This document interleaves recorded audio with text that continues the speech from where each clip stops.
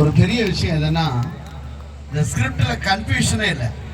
எங்க எதை எப்ப சொல்ல போறாங்க அப்படிங்கிற ஒரு கிட்டத்தட்ட ஒரு 60 நாடகம் போட்டிருக்கேன் நான்.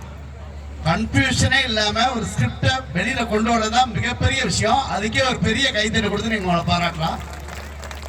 சொல்லி கொடுத்த டீச்சர்ஸ் இன்னைக்கு நடக்கிற ஒரு விஷயத்த ரொம்ப அழகா எடுத்துட்டு ஃபியூச்சருக்கும் போய் ரொம்ப பேக்லயும் போய் வாழ்க்கையில என்ன அடுத்த கட்டம் என்பதை மிக சிறப்பா சொன்ன இந்த குழந்தைகள் வாழ்க்கையின் எல்லா வளமும் நலமும் பெறணும். ஒரு பெரிய கைத்தறி கொடுத்து நீங்க உங்களை பாராட்டலாம்.